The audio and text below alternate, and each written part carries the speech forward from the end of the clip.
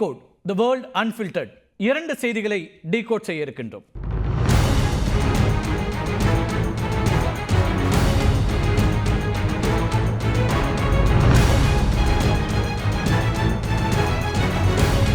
கடந்த 2 ஆண்டுகளாக போரின் பிடியில் சிக்கி தவிக்கும் காசாவில் குழந்தைகள் மிகப்பெரிய கொடுமையை சந்தித்து வருகின்றனர்.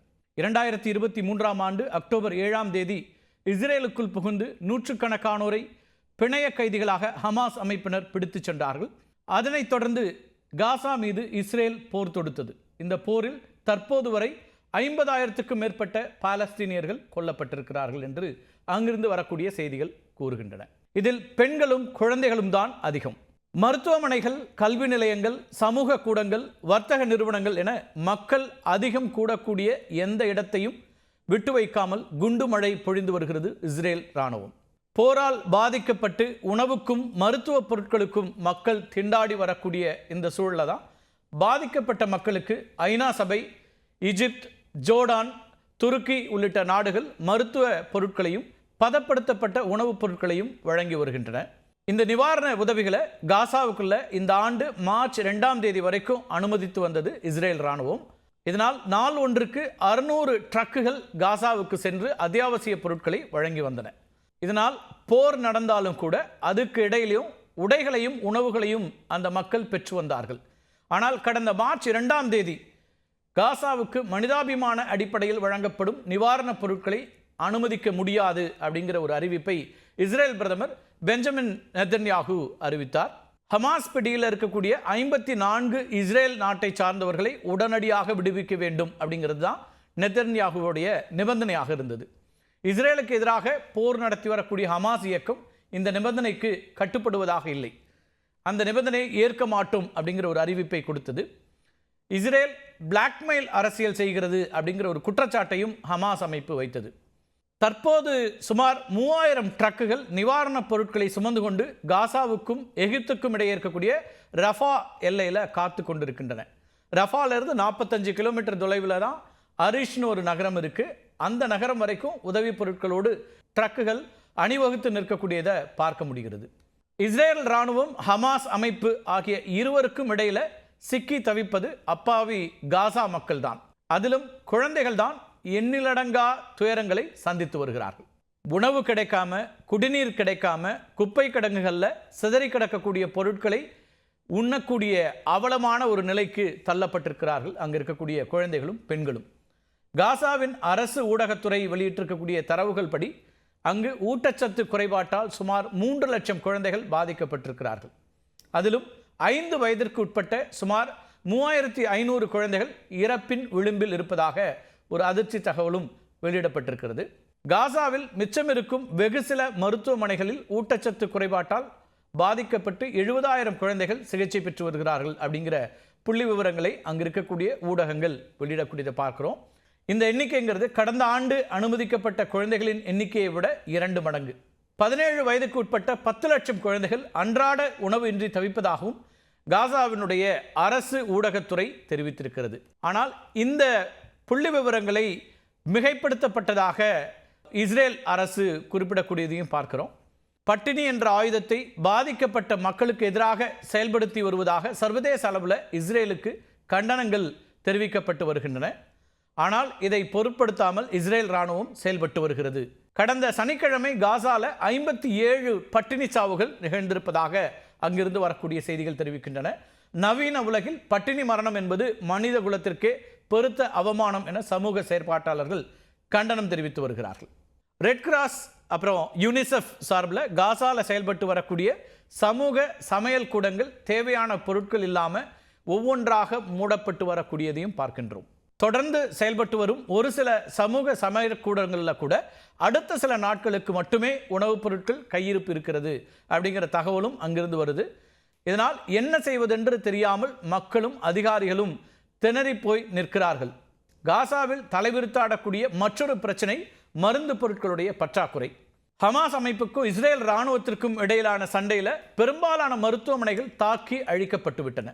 செயல்பாட்டில் இருக்கக்கூடிய சொற்ப மருத்துவமனைகளிலும் கூட மருந்துகள் இல்லாமல் திணறக்கூடிய ஒரு சூழல் தான் இருக்கிறது. நாளொரு மேனியும் பொழுதொரு வண்ணமுமாக குண்டு வீச்சில் அடிபட்டு சிகிச்சைக்காக வரக்கூடிய மக்களுக்கு காயத்திற்கான மருந்துகள் கூட இல்லாமல் திருப்பி அனுப்பும் நிலை இருக்கிறது அப்படிங்கிற கவலையை அங்கு இருக்கக்கூடிய சமூக செயற்பாட்டாளர்கள் வெளிப்படுத்துகிறார்கள். இராணுவ தாக்குதலினால் மட்டுமல்லாமல் உணவின்றி சிகிச்சையின்றி ஏராளமான அப்பாவி பொதுமக்கள் உயிரிழக்கக்கூடிய அபாயமும் ஏற்பட்டிருக்கிறது அப்படிங்கிற ஒரு அச்சத்தை தெரிவிக்கிறது பாலஸ்தீனிய அரசு. இந்த வெகுஜன மரணத்திற்கு அப்பால் காசாவில் ஏறக்குறைய 1 லட்சத்திற்கு மேற்பட்டோர் காயமடைந்திருக்கிறார்கள். இதில் 25,000 பேர் 18 வயதுக்கு உட்பட்டவர்கள். மேலும் 3000 4000 வரையிலான குழந்தைகள் மாற்றுத்திறனாளிகளாக இப்போது மாற்றப்பட்டு விட்டார்கள். ஏன்னா அவங்களுடைய கை அல்லது கால் அல்லது இரண்டுமே துண்டிக்கப்பட்ட ஒரு நிலை என்கிற அளவிற்கு மிக மோசமான ஒரு நிலைக்கு அந்த குழந்தைகள் தள்ளப்பட்டிருக்காங்கன்னு யுனிசெஃப் ஒரு கணக்கெடுப்பில் தெரிவிக்கிறது.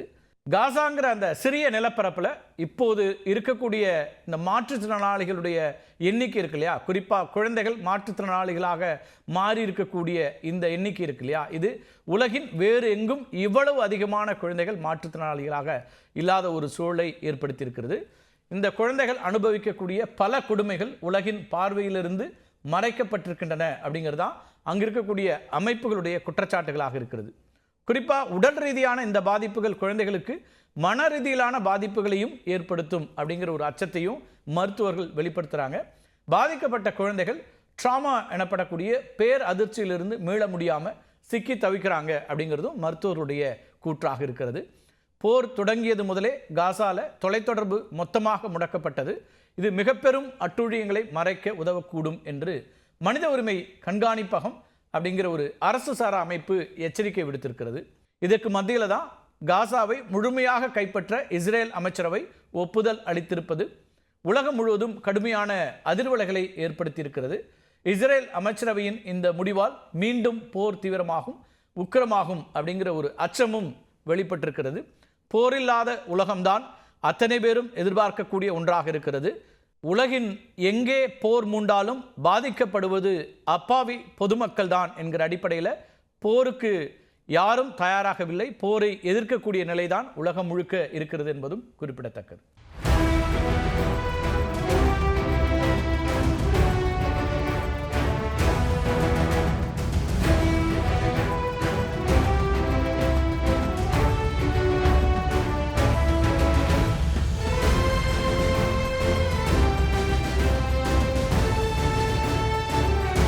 ஒரு நாட்டை நீண்ட காலமாக ஒரே கட்சி ஆள்வது அல்லது மக்கள் அதிருப்திக்கு ஆளாகி புரட்சி வெடித்து ஆட்சி கவிழ்க்கப்படுவது இதெல்லாம் பல இடங்களில் நம்ம பார்த்துருக்குறோம். அதுக்கான சில உதாரணங்களும் இருக்குது.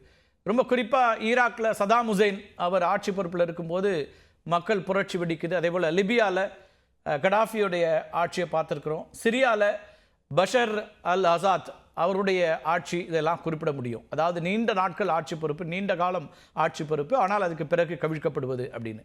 இதே போல் நீண்ட காலமாக ஒரே கட்சியே மக்கள் தேர்வு செய்யக்கூடிய நாடுகளும் இருக்கின்றன. அதில் குறிப்பாக மெக்சிகோ, சீனா, வடகொரியா, ரஷ்யா, கியூபா போன்ற நாடுகளில் நீண்ட காலமாக ஒரே கட்சி தான் ஆட்சியில் இருக்குது. இதில் சில நாடுகளில் தேர்தல் நடந்து ஆட்சி பொறுப்பு இருக்கும், தேர்தல் நடக்காமல் ஒரே கட்சி இருக்கிறதும் இருக்குது. அதிலும் சிங்கப்பூர் விடுதலை பெற்றதிலிருந்தே அந்த நாட்டினுடைய ஆட்சி கட்டலில் பீப்புள்ஸ் ஆக்ஷன் பார்ட்டி அப்படின்னு சொல்லக்கூடிய PAP கட்சி தான் ஆட்சி பொறுப்பில் இருக்குது.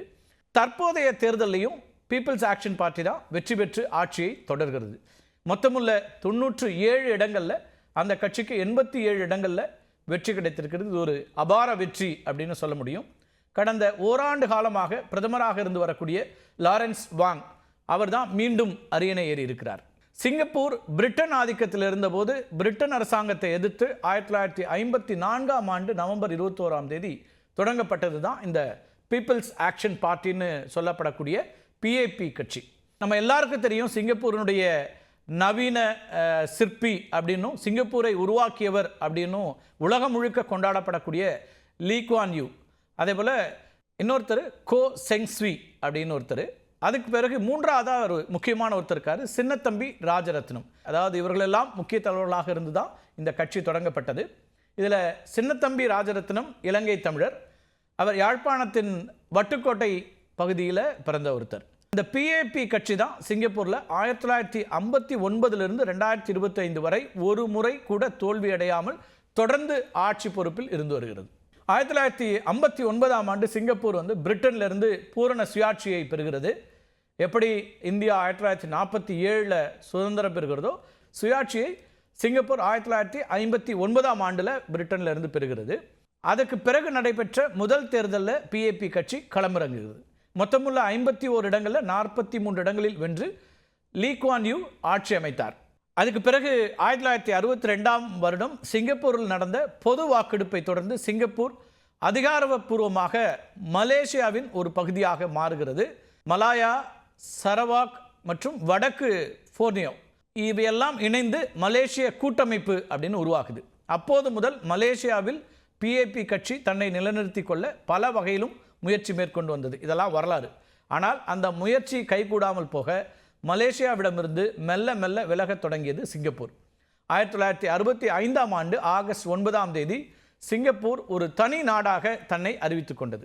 லீ குவான் யூ பிரதமராக தொடர்ந்தார். அப்போது முதல் தற்போது வரைக்கும் தொடர்ந்து 15வது முறையாக 66 ஆண்டுகள் PAP கட்சி மட்டுமே சிங்கப்பூரை ஆண்டு வருகிறது. அழுக்கற்ற, ஊழலற்ற, வெளிப்படையான அரசு நிர்வாகம் அப்படிங்கிறது தான் இந்த கட்சியினுடைய மிகப்பெரிய ஒரு பலமாக இருக்கிறது. சிங்கப்பூரினுடைய வளர்ச்சியில் இவர்களுடைய பங்களிப்பு மிக முக்கியமானதாக பார்க்கப்படுகிறது. தொலைநோக்கு பார்வையுடன் திட்டமிட்ட பொருளாதாரம் மிக முக்கியமான ஒன்றாக இந்த கட்சியினுடைய அடிப்படை நோக்கமாக இருக்கிறது. அதேபோல சமூக ஒற்றுமை மற்றும் இன அமைதி, அதிநவீன தொழில்நுட்ப வளர்ச்சிக்கு முக்கியத்துவம், வெளிநாட்டு முதலீடு மற்றும் நிதி வளர்ச்சி ஆகியவற்றை தனது முக்கிய கொள்கைகளாக முன்வைத்து செயல்பட்டு வருகிறது PAP. இதை மிகச்சரியாக செயல்படுத்துவதாலேயே அந்த கட்சி பெரும் வெற்றிகளை படைத்து உலக அளவில் வளர்ச்சிமிக்க நாடாக சிங்கப்பூர் இன்று உயர்ந்து நிற்பதற்கு அடிப்படையை அமைத்து கொடுக்கிறது அப்படின்னு அங்கே இருக்கவங்களாம் பார்க்குறாங்க. PAP கட்சியை பொறுத்த வரைக்கும் அரசியலில் ஒவ்வொரு தலைவரும் அடுத்த தலைமுறை தேர்வு செய்யும் குழுவில் உறுப்பினர்களாக இருப்பார்கள். இந்த குழு ஒவ்வொரு காலகட்டத்துக்கும் ஒரு தலைவரை தேர்வு செய்யும். இதில் முதல் பிரதமரான லீ குவான் யூ முதல் தலைமுறை தலைவர். அவர் உருவாக்கியது தான் சிங்கப்பூர். தற்போது தேர்தலை சந்தித்து வெற்றி வாகை சூடியிருப்பவர் லாரன்ஸ் வாங். இவர் 4வது தலைமுறை தலைவராக இருக்கிறார் அந்த கட்சியை பொறுத்த வரைக்கும். இந்த ஜெனரேஷன் குழுவில் பிரதமர், அமைச்சர்கள் மற்றும் MPக்கள் உறுப்பினர்களாக இருப்பாங்க. இவர்களுக்கு சிங்கப்பூரின் எதிர்கால திட்டங்களை வடிவமைக்கும் பொறுப்பு வழங்கப்படும். 2024ஆம் ஆண்டு மே மாதம் லீ ஹிசியான் லூங் பதவியிலிருந்து விலகிய பிறகு நாட்டின் 4வது பிரதமராக, அதாவது 4th ஜெனரேஷன் அந்த குழுவின் தலைவர் அப்படின்னு லாரன்ஸ் வாங் பதவியேற்றார். தற்போது நடந்து முடிந்த தேர்தலில் 87 இடங்களை வென்று சாதனை படைத்த சம்பவத்தை நிகழ்த்தியதும் இவரது தலைமையிலான குழுதான். 1972ஆம் ஆண்டு டிசம்பர் 18ஆம் தேதி பிறந்தவர் லாரன்ஸ் வாங். அவருடைய தந்தை ஒரு விற்பனை பிரதிநிதி, தாயார் ஒரு தொடக்க பள்ளியில் ஆசிரியர் அப்படின்னு ஒரு நடுத்தர குடும்பம் தான். படிப்பில் சிறந்து விளங்கிய வாங் அமெரிக்காவில் தன்னுடைய உயர்கல்வியை பெற்றிருக்கிறார். அமெரிக்காவில் இருக்கக்கூடிய யூனிவர்சிட்டி ஆஃப் விஸ்கான்சன் மேடிசனில் பொருளாதாரத்திலும், அதேபோல் ஹார்வர்ட் கெனடி ஸ்கூலில் பொது நிர்வாகத்திலும் முதுகலை பெற்றிருக்கிறார். 2011ஆம் ஆண்டு தான் PAP கட்சியில் இணைகிறார் வாங். கலாச்சாரம், இளைஞர் நலன், தேசிய வளர்ச்சி, கல்வி, நிதி அப்படின்னு பல்வேறு துறைகளுடைய அமைச்சராக இருந்திருக்கிறார். 2020ஆம் ஆண்டு கொரோனா பெருந்தொற்றின் போது அரசின் பன்முக அமைச்சக குழுவில் இணைத்தலைவராக ஒரு பெரிய பங்கை ஆற்றியிருக்கிறார். பிரதமராக இருந்த லீ சியன் லூங் கடந்த ஆண்டு ராஜினாமா செய்தபோது பிரதமராகவும் இவர்தான் பொறுப்பேற்றார். வாங் மீதும் PAP மீதும் விமர்சனங்களும் இல்லாமல் இல்லை. பணவீக்கம் அதிகரிப்பு, அத்தியாவசிய பொருட்களுடைய விலை உயர்வு, வீட்டு வாடகை உயர்வு அப்படின்னு நடுத்தர மக்களுடைய வாழ்க்கை கடும் நெருக்கடியை சந்தித்து வருகிறது. யுக்ரைன், காசா போர்கள், விநியோக சங்கிலி சீர்குலைவு போன்ற வெளிப்புற காரணிகளே விலைவாசி உயர்வுக்கு காரணம் அப்படின்னு வாங் சொல்றாரு. அமெரிக்கா, சீனா இடையேயான வர்த்தக போர், சிங்கப்பூரிலிருந்து இறக்குமதி செய்யப்படக்கூடிய பொருட்களுக்கு ட்ரம்ப் அறிவித்திருக்கக்கூடிய 10% வரி ஆகியவை சிங்கப்பூருக்கு பெரும் தலைவலியாக மாறும் அப்படின்னு கூட நிபுணர்கள் எச்சரிக்கக்கூடியதை பார்க்கிறோம். இந்த நேரத்தில் தான் வாங் முன்வைத்த நிலையான ஆட்சி என்கிற முழக்கத்தை மக்கள் அங்கீகரித்திருக்கிறார்கள். ஆனாலும் ஒருதலைபட்சமான ஊடகங்கள், நேர்மையற்ற ஆதாயம் அளிக்கும் முறையில் வாக்களிப்பு எல்லைகளை மாற்றுவது ஆகியவை தான் PAP-னுடைய வெற்றிக்கு காரணம் அப்படின்னு விமர்சனங்களை அங்கே இருக்கக்கூடிய எதிர்க்கட்சிகள் வைக்கக்கூடியதை பார்க்கிறோம். எதிர்க்கட்சியே இல்லாமல் இருந்த சிங்கப்பூரில் 2020ஆம் ஆண்டு 10 இடங்களில் வெற்றி பெற்று முதல் எதிர்க்கட்சி தலைவராக மாறினார் இந்திய வம்சாவளியைச் சார்ந்த பிரீத்தம் சிங். தற்போதைய தேர்தலிலும் பிரீத்தம் சிங்கின் தொழிலாளர் கட்சி 10 தொகுதிகளை தக்க வைத்துக் கொண்டிருக்கிறது. புதிய ஆட்சியிலும் எதிர்க்கட்சி தலைவராக பிரீத்தம் சிங் தொடர்வார் அப்படின்னு பிரதமர் வாங் அறிவிச்சிருக்கிறார். அதிக வாக்குகளை பெற்று தோல்வியடையும் வேட்பாளர்கள் தொகுதி இல்லாத எம்பிக்களாக நாடாளுமன்றத்தில் அங்கீகரிக்கப்படுவார்கள். அதன்படி பிரீத்தம் சிங்கின் தொழிலாளர் கட்சிக்கு 2 உறுப்பினர்கள் கூடுதலாக கிடைப்பார்கள் அப்படின்னு சொல்லப்படுது. ஆனாலும் சிங்கப்பூரில் எதிர்க்கட்சி ஒன்று ஆட்சி அமைக்க இன்னும் பல 10 ஆண்டுகள் காத்திருக்க வேண்டும் அப்படிங்கிற நிலைமை தான் இருக்கிறது என்கிறார்கள் அங்கு இருக்கக்கூடிய ஊடகவியலாளர்கள். தொடர்ச்சியாக 66 ஆண்டுகள் சிங்கப்பூரை ஆள்வது அப்படிங்கிறதும் மக்களுடைய ஆதரவை பெறுவது என்பதும் அவ்வளவு எளிதானதல்ல. சிங்கப்பூருடைய வளர்ச்சியில் பீப்புள்ஸ் ஆக்ஷன் பார்ட்டியினுடைய பங்களிப்பை அந்த மக்கள் தொடர்ச்சியாக அங்கீகரித்து வருகிறார்கள் என்பதையே இந்த தேர்தல் முடிவுகளும் காட்டுகின்றன. மீண்டும் ஒரு காணொளியில் சந்திக்கலாம் நண்பர்களே. நன்றி, வணக்கம்.